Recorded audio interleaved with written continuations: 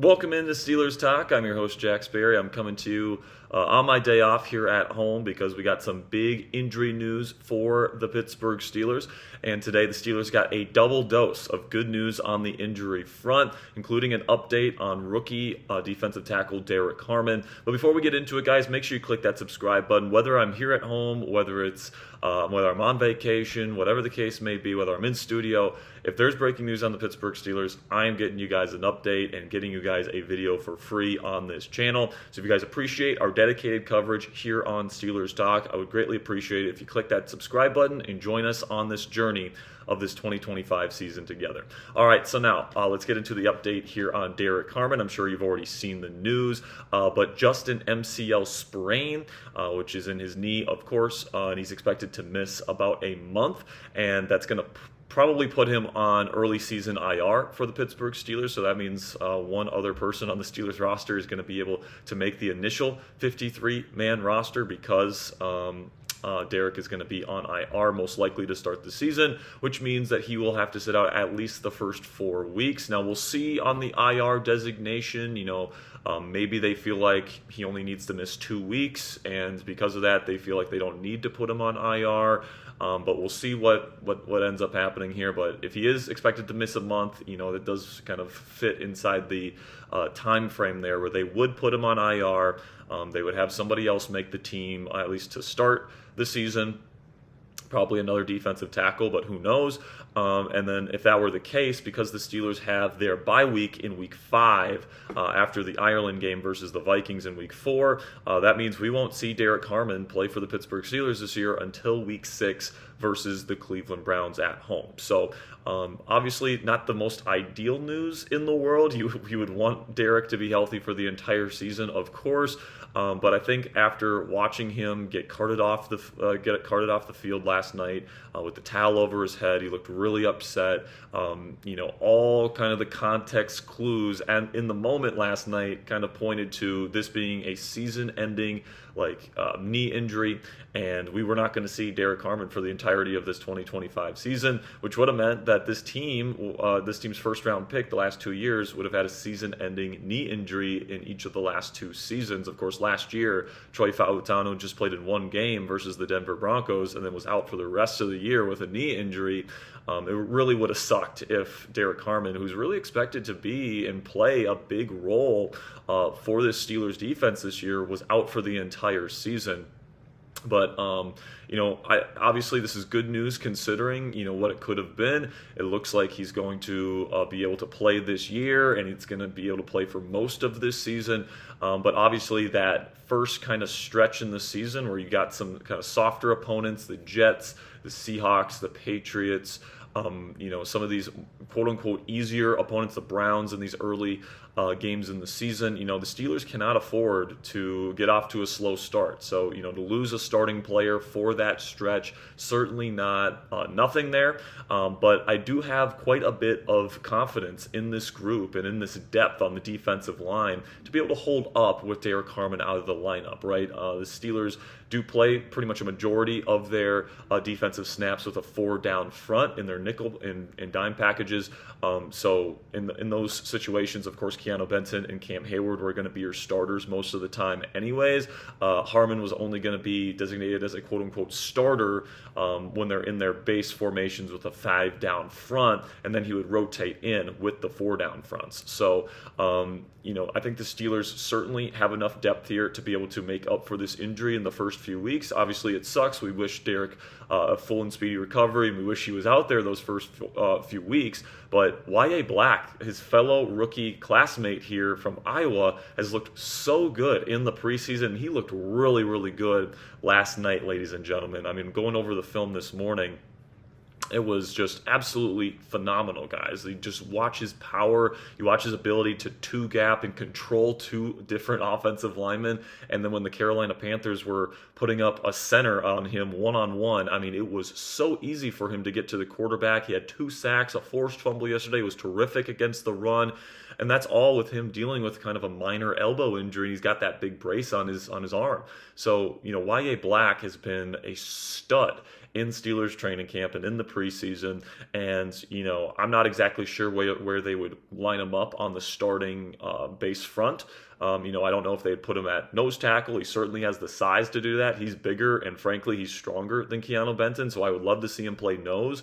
But he showed last night. I mean, he had a pressure and a sack from the 7 technique spot, which is like a true defensive end alignment. So if they want to put him at 5 tech, if they want to put him at 3 tech, if they want to put him on the inside shade there on the 4-eye, which is where Derrick Harmon was supposed to play heading into the year, I think Yahya Black is ready to step up into that role. I think he showed enough during this preseason, and I honestly have quite a bit of confidence in this young man heading into the year as another rookie that's certainly showing some good things. And then you also have Daniel Quale, you also have Isaiah Loudermilk, you've got some other guys that are going to be able to rotate in as well.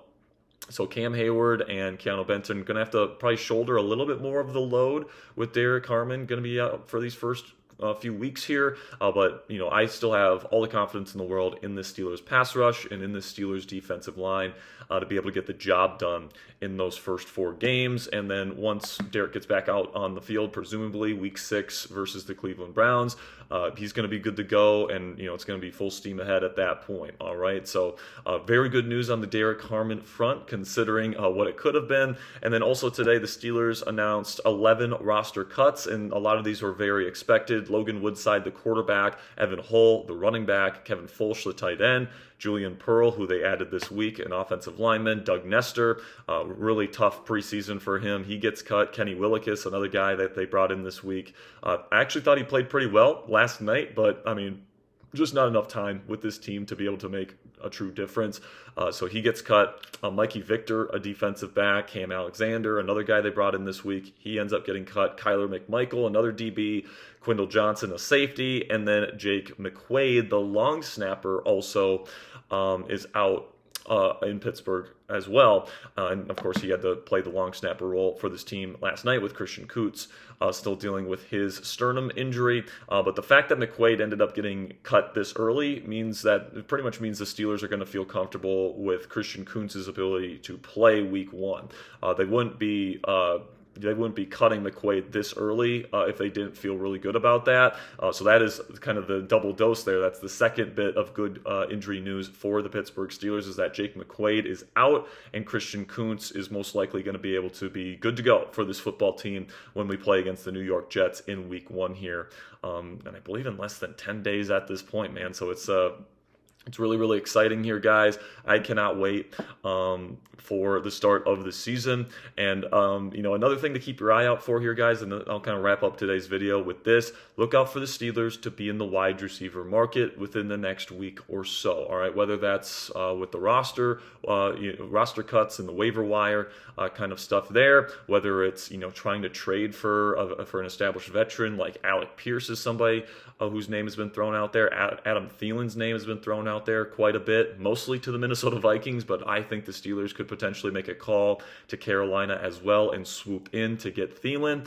But there's some other names out there, Juwan Jennings, if you really want to get crazy, Tyreek Hill, there are opportunities out there for the Steelers to go out and make a move. Of course, they also brought in Gabe Davis, free agent here. That would be a really good fit as a backup to DK Metcalf. They brought him in for a visit this week.